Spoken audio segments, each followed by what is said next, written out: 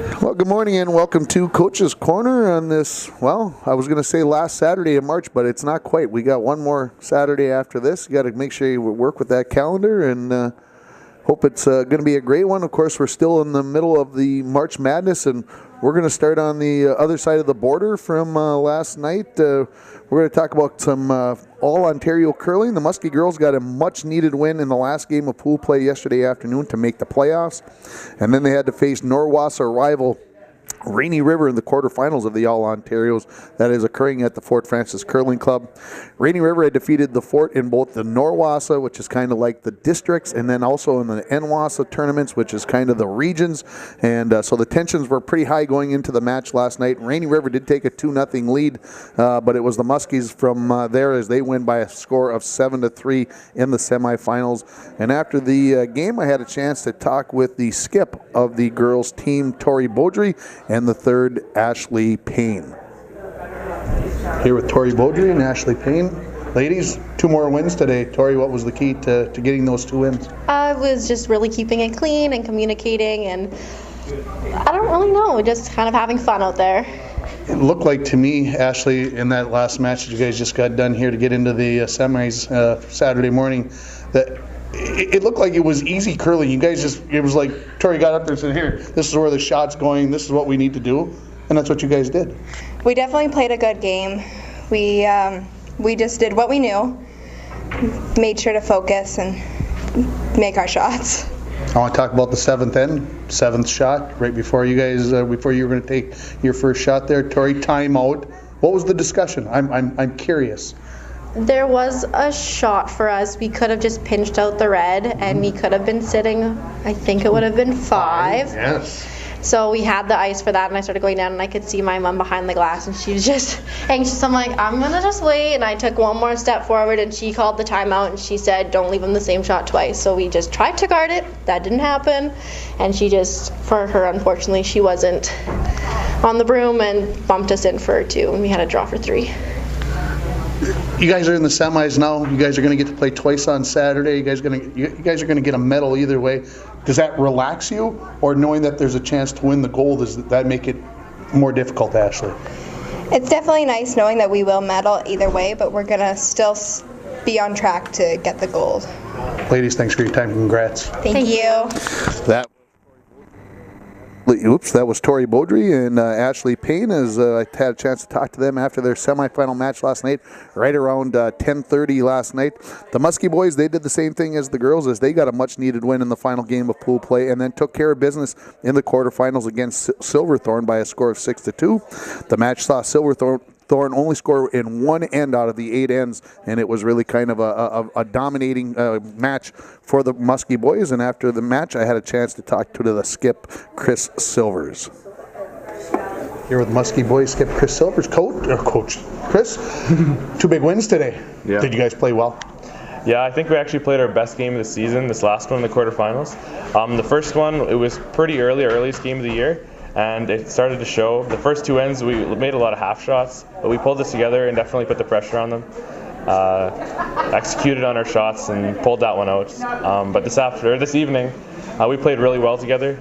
We knew it was a matter of time before they'd start missing. We just wanted them to miss before us, and that's what happened. They were a really good team, but we just seemed to gel more and make more shots. They only scored in 1 end. That doesn't happen very often in an 8-end match. Yeah. Our game plan was to keep it quite open. That's usually what we do. Sometimes it's a little different, but in that game it was definitely to keep it open. And it worked well. It's only scoring in 1 end, even though it was a 2, is still really successful because they can't get more points on the board. So, yeah. Semifinal Saturday morning, 9:15. You get to play the team only team you've lost to in pool play. What do you remember about the match that you played against Eldershot, and what are you hoping to get done in the semis? We know their strengths and weaknesses, like each player, and I wanted to play them again because I feel like there's unfinished business, and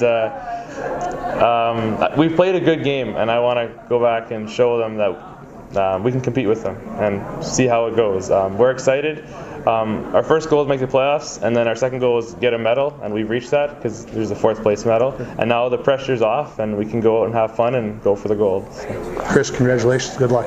Thanks. That was Chris Silver, the skip for the Muskie boys curling team.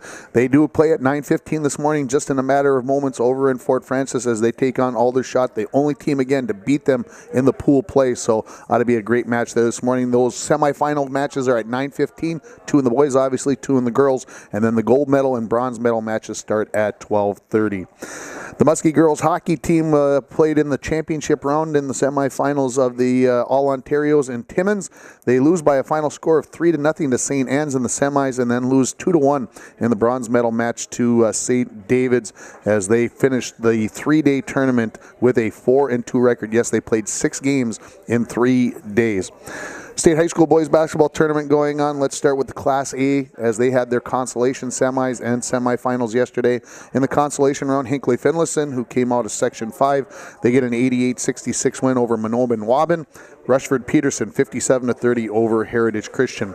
In the semifinals, number 1 Mayor Lutheran goes down to Russell Tyler Ruthven 49-38.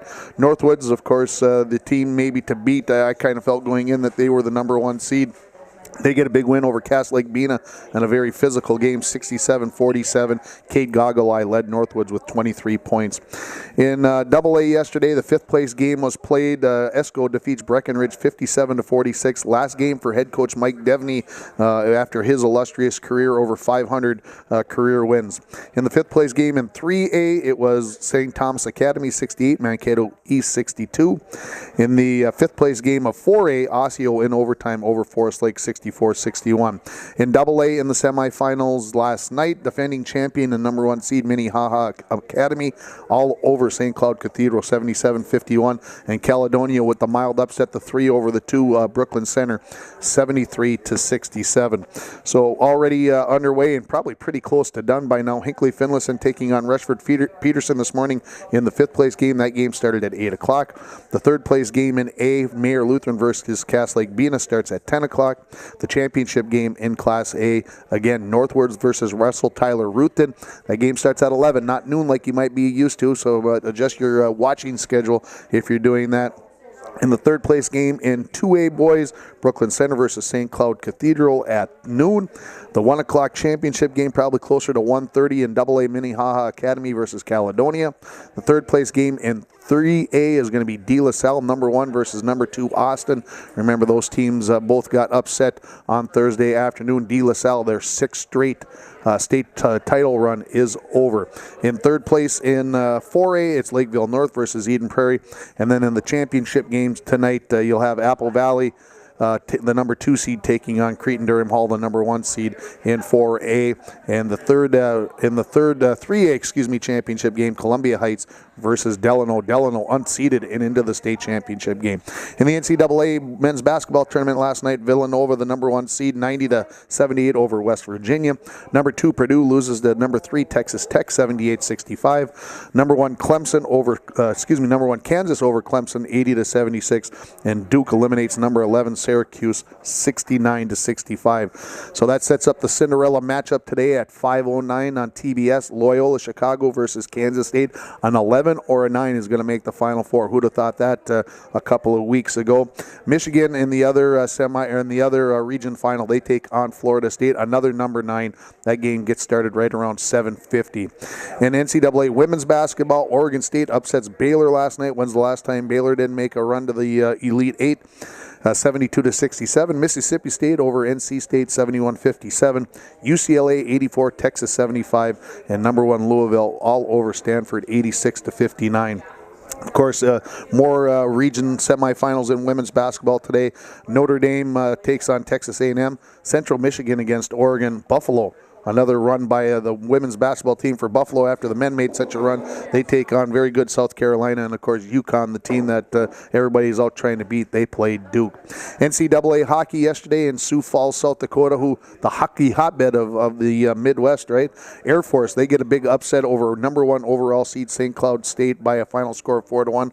An empty netter there kind of sealed the deal for Air Force. UMD then in the second game in Sioux Falls in overtime, 3-2 over Mankato. This was after the Mavericks scored 2 goals in the first 6:37 of the game, and they UMD came back and forced overtime late and then win it early in the overtime.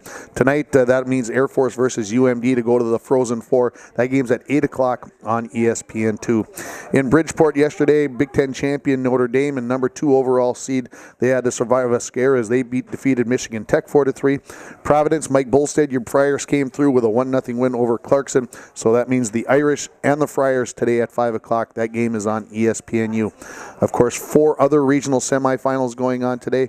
Ohio State takes on Princeton at 2:30 on ESPNU. Denver versus Penn State at 6 o'clock on the internet.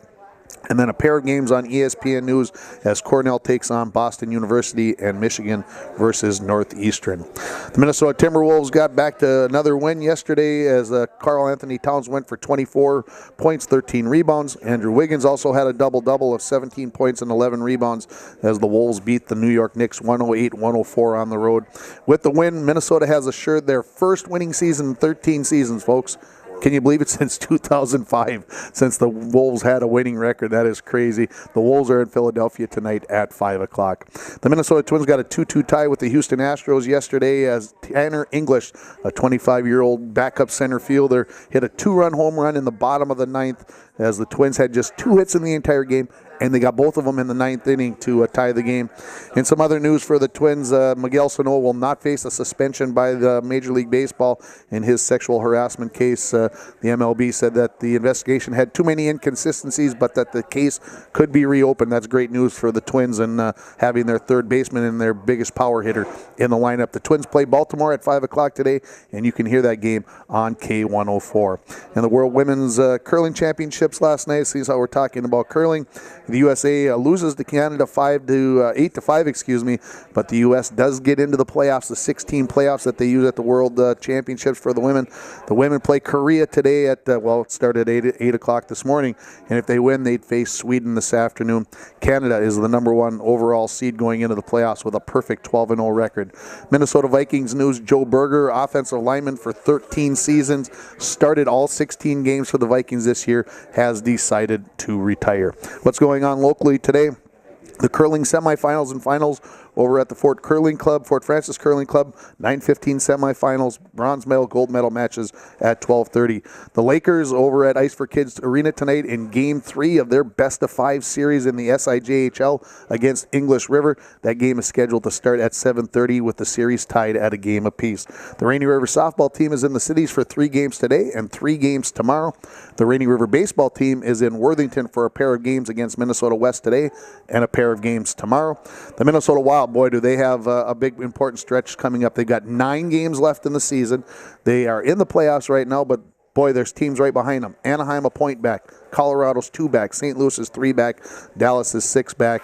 They play Nashville at 6:45 tonight. Pregame on KGHS 12:30 a.m. at 6:45. Minnesota United takes on the New York Red Bulls. That game is at 6 o'clock. Tomorrow, Twins spring training back on K104. That game starts at noon against Boston. And then the game that I'm very interested this weekend, the Wild taking on Boston tomorrow night at 6:30, as I will be there to watch that game. Former Bronco Wyatt Ulrich was in Arizona this past weekend. St. John's went 7-1 only, 11 for 28, 10 runs scored in those 8 games for Wyatt Ulrich. Pretty nice job there. We're going to take a break, and we're going to come back, and we're going to talk Bronco softball. You're listening to Coach's Corner, live from Hardee's on K104 and online at rjbroadcasting.com. Right now we're on Amber Thielander. We're welcome back to Coach's Corner, live from Hardee's.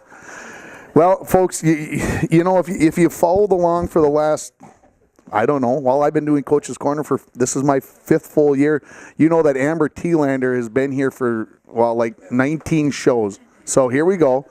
And I've been trying to get her to understand that this could be our last one ever, and she doesn't want to hear about that. But Amber Thielander, thanks for being here once again. And of course, also new head coach Shelby Nosen, Marissa Carey, Natalie Hergis, and Janet Humbert for about the 27th time as well. You guys have been around way, way too long. Glad you guys could all be here. And assistant coach Jeff Carey, if we need a final decision, is here as well. Coach, you got a couple of weeks of practice under your belt. What have you found out, about your team and about yourself as head coach? Well, I'll start with the team. Yesterday, I found out a lot about him. In my practice plans, it was our first kind of a game day yesterday. We haven't done any games yet, and I had written some notes down to be competitive during these games and just go hard and get at it. And I didn't have to say that one time, and I was actually afraid that a fight would break out at one point. So I was really happy with the competitive drive of these girls because that was the first time I got to see it, and elsewhere that I've been, I haven't seen that. I feel like it's lacking in the generation today, so that made me extremely happy to see that yesterday. Lots of yelling and screaming going on. Good. And what about you as a head coach? You're 2 weeks in. What is it? It's a different animal, right? It is a different animal. So I've been assistant at a few places, and I never expected it was going to be this much of a challenge. It's challenging me more so on the lack of sleep, but because all I do is think about the next practice and how to plan it. And then also the challenge that these girls give me, and they're kind of subtle attitudes sometimes, but for the most part, they've all been really fun to work with, and they're making it easy for me. So tell everybody where you grew up, where you went to college, and how you ended up in International Falls, because those, I think, are questions out there that people want to know. Yeah, well, I'm originally from Baudette, and I honestly always loved playing International Falls, mainly because of one person, Sydney Gordon. She was always the person that I wanted to compete against, and then we'd come together after a game and give each other a hug and say great games. Sure. So that's one thing I always loved about the Falls. And so then I went to Gustavus and played softball and volleyball there, and then was the assistant the next year at Gustavus while I finished up some student teaching. And then I saw that the position was open here, and Mr. Gordon, long time here, and he was retiring. I got a hold of him, and it was kind of a dream opportunity for me to be back up near home and still be able to see my parents on the weekends. So it's been good. It's been good. Yeah. That's great to hear. Amber Thielander, senior second baseman slash shortstop slash leadoff hitter. Is that about all right, or is Coach going to move? You told me earlier you didn't know. Tell me the truth now. Tell everybody. To be honest, I don't know. But when we're at practice, she's like, take infield. I'm like, ooh, do I go to short? Do I go to second? So I'm like, I'm gonna start at second, go back in my natural comfort zone. My natural comfort zone. But then I'm like, ooh, I should slide over to short sometimes and practice over there and just get used to the back and forth. Because I'm like, I don't know. I was talking to Coach today. We were just joking around. I was like, yeah, I'm not a pitcher. And she's like, well, you'll play where I put you. And I'm like, then I kind of was like, yep. I guess so. And I was like, yep. So it just kind of stuck. So then I keep going back to second and short and just trying to see it in different ways. But you will be lead off. I have no idea. That's up to Coach. Boy, I'll tell you, you're being evasive this morning. But that's in my mind. I don't know, and because you can go off last year, but different coach, different coaching perspective, different. She sees the game and all the players differently than Coach did. Yeah. So now it's going to be back and forth where someone's going to go, who's going to go where, who's hitting first, who's batting. You just don't know. It's a guessing game right now until it's firmly here it is. Marissa Carey, how about for you? When you walk out and she says infield, do you walk to third base or do you go someplace else? Because she's got me fishing now. I always go to short. Always go to short, see? I know there's a lot of people who want short, but I always go to short. And then you make it sound like maybe you get moved from there, though, no? Well, not really. Not really, okay. That's fair enough. Yeah, I do pitch, but...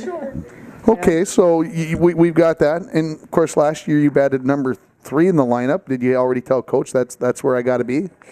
No, I did. That's up to her choice. Well, I'm waiting for somebody to kind of stand up and say, I'm going to tell Coach where I want to. Natalie Hergis, is that going to be you? Are you going to stand up to Coach and say, I'm batting 7th I'm batting 7th in the order and I'm playing first base, and that's just the way it is? No, not the way it is. She sees everybody different. She's going to put us where we need to be. So that's how it's going to be. I don't really know what to tell you. Is she tough? Oh yeah. Oh yeah. I like that. Yeah. Intimidating is the word. Boom. Is it a look that she gives you, or is it a? It's like it can be both. It's like a small smirk, and then you did something wrong when she kind of just stares and smirks she adds a little bit. Head shaking, and then then you better just move on. Yeah, I got a. I didn't realize any of this. Janet, talk about the difference now.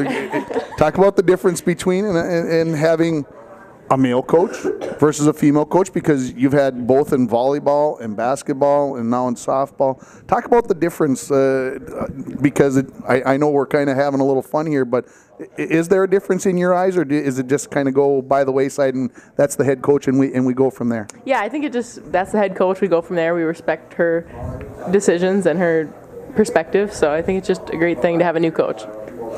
Coach, do you have kind of a philosophy when you go into softball? Is it do you kind of look at your kids, or is it something where you like to maybe play small ball and do a lot of bunting and those kinds of things, or do you kind of maybe look at your kids and say, well, we got some power, we can play the big score game, or do you see this as something where we're going to do lots of bunting and those kinds of things? Yeah, I think in high school softball, coming from the college softball world, the high school softball I think is lacking the small game. And being a shortstop myself, I hated the small game because I would get so bored. I was telling Coach Carey this the other day, I'm like, come on, just hit it. Like, this is boring. But I think as a coach, I'm going to be utilizing that this year as well, because we've got a lot of lefties, lots of speed for those lefties too. So I think we're going to be working on some different types of scenario plays, runners in different positions. But kind of want to quiz Amber here and see if she knows what our philosophy that we've talked about, kind of that first day of practice, those controllable things. What are the controllable things, T-Lander? Miss CSS? Ringer, okay. Okay, they're all over there teaming up because they're on the other side of the coach. You got. I know what they are. You don't want that pressure. You have to have your focus, and I don't know the exact words because they're in my mind. I know, but I know them. So she's talking about. I really got scared now. Amber T-Lander rattled.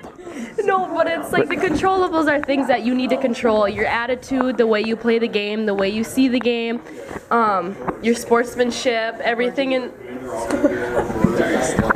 I know, I'm going. Your effort, you need to control that, and I'm missing one, and I know it, but. And Marissa, what's the other one? See? Oh boy. No, it's not just me. All right. It does start with a C. Communication. Communication. So those are your three controllables in softball. You said about 15 I said about different things, but it's the things that you need to control that anybody else. What are you doing? I don't know. We got a little bad connection there for some reason, and I'm just gonna fish. Okay, so here's one of the things I want to go back to coaches, because one of the teams that has had great success over the years in northern Minnesota has been the Cherry Tigers, and one thing that they will do is when things aren't going their way, they're going to come out and they're going to go bunt. They're going to, it doesn't matter what part of the order, whatever, they're going to come up and they're going to put the pressure on the defense, make you make plays defensively and see if they can rattle you, shake you up, make you nervous. Is that something that this team, with like you talked about with the lefties and the speed, can do to rattle other teams? I think we can.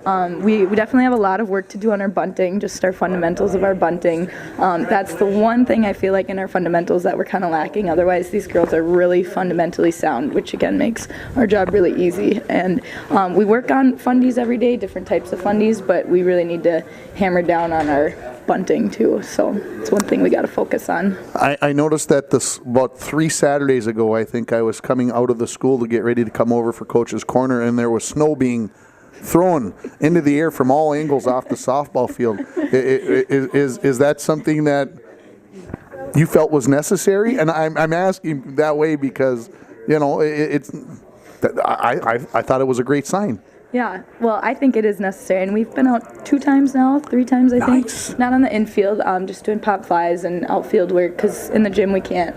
That's too hard, and you don't have the elements there like you need when you're working on pop flies. So. And you're trying to toughen certain people up because they're a little too.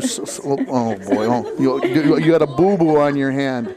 Unbelievable. And people were diving into the snow that was left over too, and diving into puddles. I don't know if it was actually dives, but maybe just slipping and falling. But ooh, damn. Jeez, I see we do like to have a little fun. Okay, let's talk about the competition. Who is the team out there that we're looking to play most during the season? Amber Thielander, you get to start.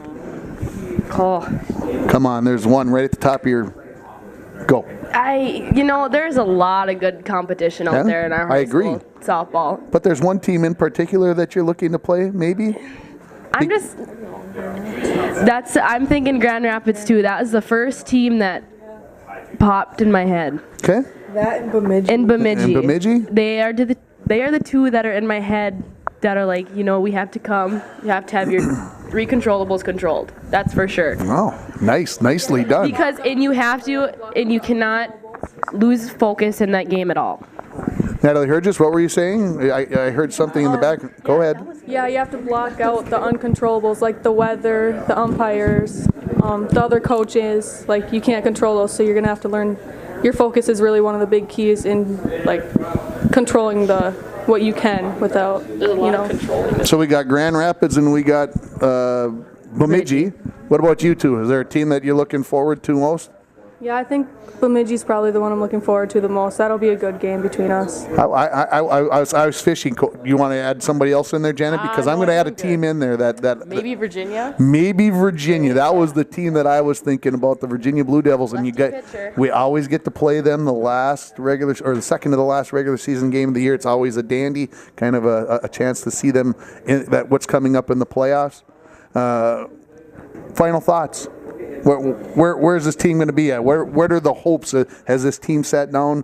The seniors, you're here, 4 seniors sitting here. Have you guys kind of sat down and said, this is where we want to be come May 31st, somewhere in that time frame? I really feel that we are going to be a high standing team, and people are going to be like, okay, we have to come play. We have to have our team behind us to be prepared to try and beat us. We have, you understand what I'm saying? I do. He looked at me like he did it. But I just feel like the team we have now, the effort we're putting in, the hard work, everything is going to pay off in the long run for us, and I really think that we are going to be the team that they have to beat. Marissa, you feel the same way that Amber does, that you guys maybe aren't the hunter, you guys might be the hunted, that teams are going to be coming after you? Yeah, 100%. We've been putting in a lot of extra hours, and I think it's benefiting us in the long run. Ladies, best of luck this season. I know it's a few weeks away to your first game. A lot of Friday and Saturday road trips, I noticed, especially in April. I don't know, you guys must be trying to get out of Dodge, but that means more home games in May, which works out perfectly for me when it's a little nicer and we can get those games on. First game is when? April 12th. April 12th. Mesabi East at home. The only home game in April. Yes. I remember it well. Ladies, thanks for being here, and best of luck in 2018. Thank you. Amber Thielander, head coach Shelby Nosen, Marissa Carey, Natalie Hergis, and Janet Humbert. Janet Humbert joining me here. We'll take a break. We're going to come back and we're going to talk Bronco Boys track and field. You're listening to Coach's Corner, live from Hardee's on K104 and online at rjbroadcasting.com. Welcome back to Coach's Corner for our third segment, joined by members of the Bronco Boys track and field team, all seniors. Again, it seems to be a theme this morning. Wyatt Omdahl, Tanner Budrus, and also John Kalman joining me here this morning. I think we've got kind of people from different areas here, so that's always good. But no coach this morning. Apparently he's fishing Wyatt. This is the rumor? That's the rumor. I thought he might have been talking to Jen. I think it was yesterday or something. He said season's still open for another little bit while ice is good. So he's going to go try to take advantage of it. I suppose I'll give him a pass on this one, but no passes for the second one. Couple weeks of practice under your belt. I know we just got done talking to the softball team. They mentioned that they'd gotten out a couple times to catch pop flies. Did I see the mats being? I thought I saw mats being moved out of the school the other day. Did I see that incorrectly? Yeah, we're definitely not at the stage where we can take the mats out of the school. There's still like 6 inches of snow on the track in places, and all in the field and everything. And one day of practice with about 14 shovels. And it'll all be taken care of, right, Wyatt? I did that a little bit last year and got about 40 yards of snow removed in about 2 hours. And then I was actually told that we're not allowed to do that because it supposedly isn't good for the track. Yeah, I've heard that too. It's like, I mean, if we got the whole team out there, we could do it. They don't like us scraping on the track anymore. I understand. I'm not maybe so much about the track. I want to see the high jumpers and the pole vaulters out there, getting their chances to be outdoors, because it just... you can run a lot of places and it seems to be the same, but you know, you need to get outside and throw discus. You got to go outside to get the feel for the wind and everything else. So what's kind of been the tone through the first couple of weeks of practice here, Wyatt, as you guys have had to work through and be in the gym and do those kinds of things? I think our mentality for captain's practice, and we had 2 weeks of captain's practice. Our mentality is more get our legs in shape so when Jelly comes around, we're not dead. And then when we started practicing indoors and whatnot, it was more of save our legs, don't do too much damage with the arena or the floor because it's hard on the legs. And it's a lot of like circuit training, and we've been getting in the weight room a little bit more. Okay. Tanner, you are probably out there with the sprinters, I'm going to assume, and I'll say it this way. I haven't had to take my life into my own hands walking down the hallway from my classroom. Has there been a change? Because I think I've only seen the kids out, the boys out running once maybe and running sprints in the gym. So have you guys moved to a different location, or are you guys doing different things? We've been outside a couple of times these past couple of weeks, and we also, like Wyatt said, been doing circuit training in the gym, so it's not really as much running, but like trying to strengthen our legs up a little more. John, long distance runners, you guys been out getting your miles in, or is it something that, again, that you guys are doing something different and waiting to put those miles in? Well, we're definitely, I mean, it's the same thing as getting in shape for cross-country season. We need to get out on the road and get the miles in so we have a good, strong base once Bemidji rolls around. That's what we've been doing. Mr. Jelly's been trying to sneak a little speed in there too, so we got a little bit on our legs for end of those races. First meet comes up Tuesday indoors at Bemidji, 11 o'clock, and then the following Tuesday again, an 11 o'clock meet. Usually one of those meets is, I think, usually on a weekend, but Easter's in between there, so you guys had to work the schedule around there. I know I talked to the girls last week about going to indoor meets. Is it as tough as I imagine, John? To go to the indoor meets just because it's so crowded? I think Coach Erickson put out that there's like 18 teams already going to be at this meet, and probably more coming on Tuesday. I've honestly never had a problem with it. I like these big meets because there's more competition, more chances to push yourself, see what you really got going into the beginning of the season. How about for the sprinters, Tanner? It's a little different because the indoor track is 200 meters, so trying to run the 400 is a little weird having to go around twice. And the meets do get really long and dragged on, so it's hard keeping motivated when it gets to the end. So obviously the pole vault, Wyatt, you had some success, not some success. You had a lot of success last year getting to the state meet, and I know I've seen some pictures on Facebook of you pole vaulting indoors, and of course getting to pole vault this week indoors, and you always have that opportunity if the wind and the weather is not real good at the state meet that you'd have to go pole vault indoors. So this is maybe a good thing for you this coming Tuesday and the following Tuesday. Yeah, I don't mind the indoor aspect. The only thing about the BSU meets that I would say I don't really like is how many vaulters there actually are. There's probably close to 40 vaulters all in one little area, and then everyone gets a certain amount of time to warm up and whatnot, and then starting height starts at 7 feet or something maybe, and so it's an all-day thing. Yeah, and I'm not coming in until maybe 10 feet or more, so I have 2.5 hours after my warm-up to try to stay loose and take a nap. Yeah, maybe take a nap. Have a sandwich, go watch a couple of races. Might be in a couple races. That's very possible. Let's continue talking about the pole vault. Obviously, with going to the state meet last year, you have some expectations, you have some hopes, you have some aspirations, whatever words you want to be there. What is the goal? Is it just to make it to state, or is there a height out there that's driving you? What kind of is what makes the wheels go around for you?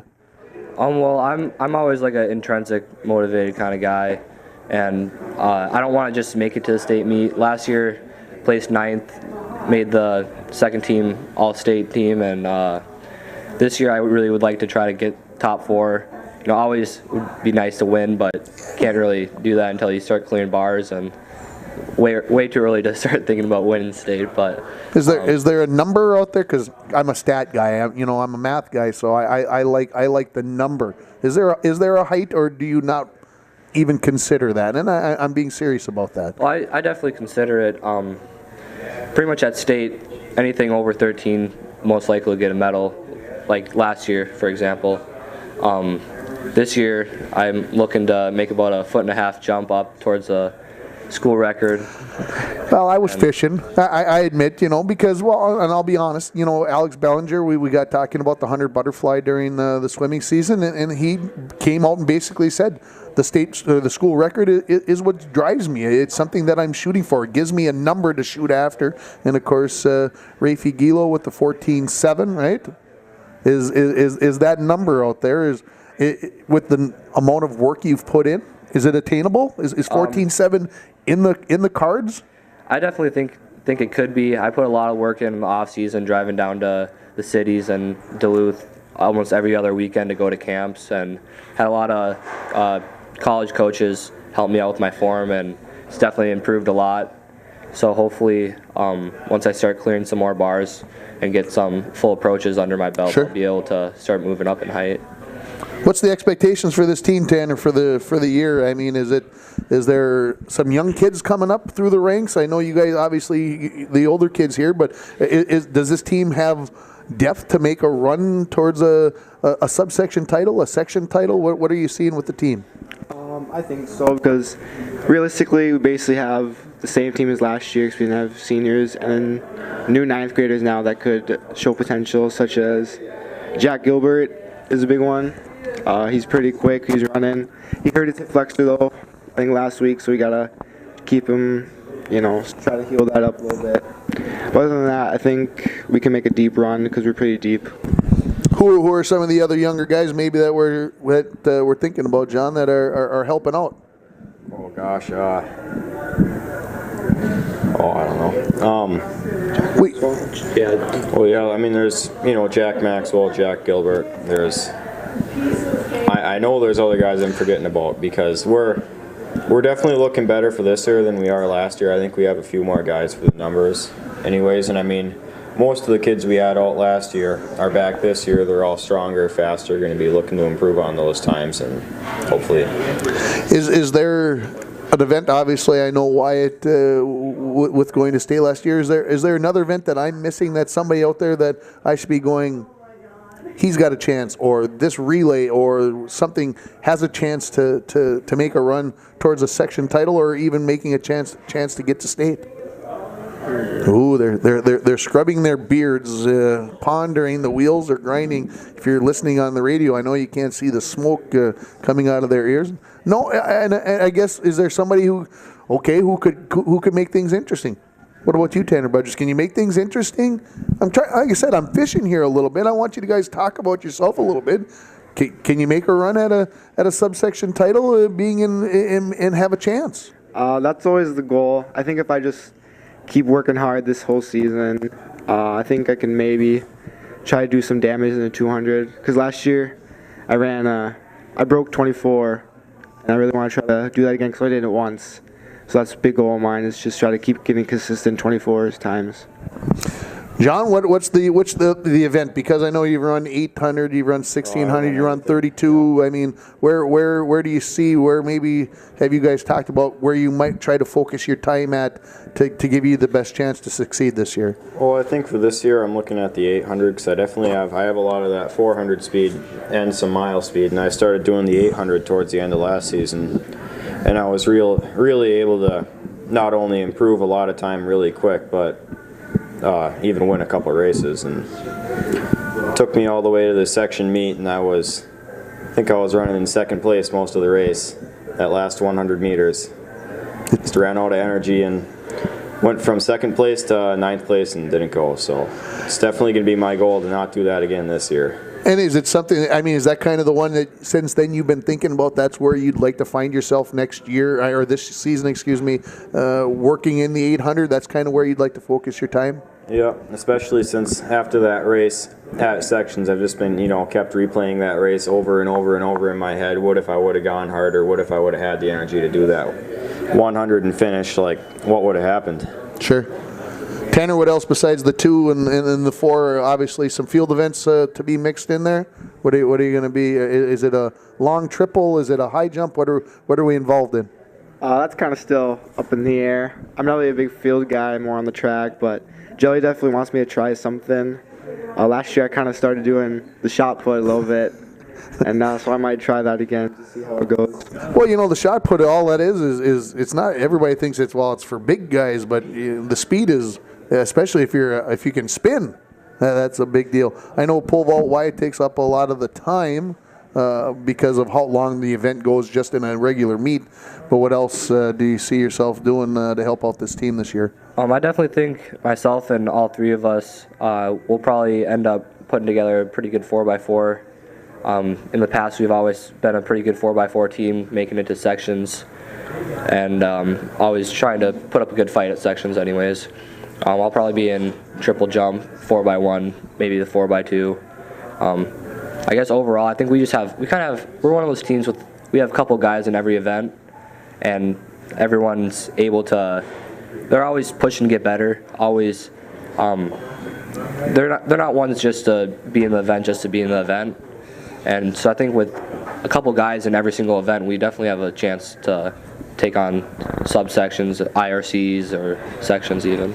Guys, thanks for being here this morning. Best of luck on Tuesday, and as we head towards the outdoor season, the first home meet is on April 12th. Provided the first outdoor meet is on April 12th. It's an outdoor meet. Cross your fingers. I know I lined up a babysitter for that night, and I'm like, well, I better say weather permitting, because we don't know. But if you look out there, the snow is going away, and hopefully we'll get some warm days and no more fresh new snow along the way.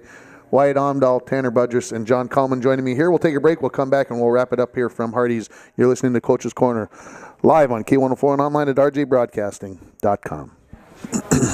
Welcome back to Coach's Corner as we get things wrapped up here. Again, thanks to my guest this morning. The Bronco softball team and the Bronco boys track and field team is here to join me and do this. I always very appreciative of kids and coaches taking time out of their schedules to come in and talk about themselves as much as I like to hear everything that's going on. Let's quickly talk about the week that was. Rainy River Baseball was finishing up their Florida road trip. They lost a pair of games on Saturday, and they split the games on Sunday as they finish up their road trip. They get their home version of the season. The Minnesota season started today down in Worthington at 1 o'clock. I didn't hear it got canceled, so I assume that it's going on, although I know the weather could play havoc as the storm might hit southern Minnesota. Fort Francis Lakers lost their regular season finale in the SIJHL by a score of 2-1 in overtime to Thief River Falls. Ishmael Ralston stopped 35 of 37 shots in goal. Monday, Rainy River softball team was down in the cities to play 3 games in 3 consecutive days. In Game 1, they defeated Rochester on Monday 16-2. They then lost to Lake Regent 15-0 in 5 innings, and then they defeated Riverland 21-0 in 3 innings, a game that ended up being forfeited. So they won by a final score of 7-0. So 2-1 on Monday. On Tuesday, they lost to Lake Regent 12-4. They lost to Anoka Ramsey 12-11 in a very tight game, and then Rainy River beat Riverland 14-5 in 6 innings in Game 3. On Wednesday, they lost to Dakota County and to St. Cloud Tech, although in the St. Cloud Tech game, they lost 8-7 after trailing 8-0 as they came back in that game. Also on Wednesday, the Lakers were in the first round of the SIJHL quarterfinals against English River. They went on the road and got a 4-2 win as Ralston, after having a good game in the final regular season game, stopped 30 shots in net for the Lakers. Julian Aroniak had a pair of goals, including an empty netter in that game. On Wednesday, the All-Ontario girls hockey tournament got started in pool play. The Muskies, they got a 6-1 win over Anderson Collegiate Vocational Institute as CCA's had a hat trick and an assist. Then they won 2-0 in Game 2 against Thoreau as Hayes again had a pair of goals as she had a big game on Wednesday. The Fort Francis Curling Club hosting the All-Ontarios, and the girls won a pair of games on Wednesday. The boys ended up splitting a pair of games on Wednesday. On Thursday, the Fort Francis girls hockey team made it 3-0 in pool play to win their pool as they won 4-3 over St. Joseph's. Then they won in the quarterfinal game that day, and then they got the win there and advanced to the semifinals on Friday. We'll talk a little bit more about that in a second. Fort Francis boys curling, they ended up coming up with a split on Thursday, and the girls ended up getting a sweep of their games as they are playing in their pool play on Thursday. The Lakers in Game 2 of their quarterfinal series against English River, they lost by a score of 4-1 as English River got a pair of empty net goals on that game to tie up the series. That Game 3 will be tonight over at Fort Francis's Ice for Kids Arena. Last night in curling, the Muskie boys and girls team both won their last game in the pool play and then won in the quarterfinal round. So they're playing right now in the semifinals. They were scheduled to start at 9:15, so they've got a couple ends under their belt. You can follow along online. They've got live scoring there if you want to follow along with how the Muskie teams are doing.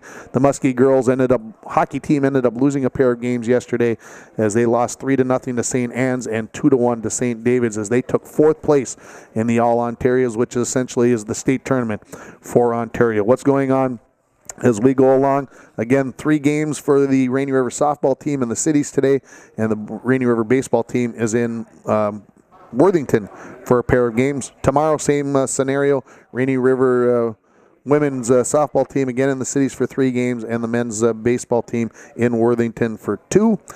No stuff going on Monday locally. As we mentioned, the Bronco boys and girls track and field teams will be at Bemidji State for an 11 o'clock meet on Tuesday.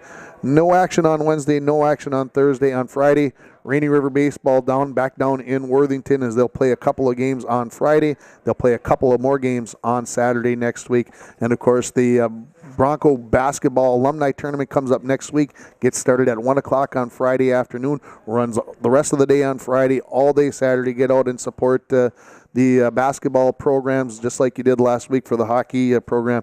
It's what we need to do to keep our kids going. Don't forget also Hall of Fame induction ceremony tickets available at City Drug, at the Espresso Lane, also at Falls High School, or you can give me a call on the cell phone. We're just 4 weeks away from the induction ceremony where we'll be inducting the 1962 boys hockey team. We'll also be inducting Pete Fitchek, Jim Glowak, Charles Kaczynski, and also Dick Ostrutz. So get your tickets. We need a head count. You cannot come to the door and buy tickets for that. You have to have a ticket in advance. Thanks to Chad back at the station for pushing all the buttons. Thanks to everybody here at Hardee's for taking care of our guests. But most of all, thank you for listening to Coach's Corner, live from Hardee's on K104 and online at rjbroadcasting.com.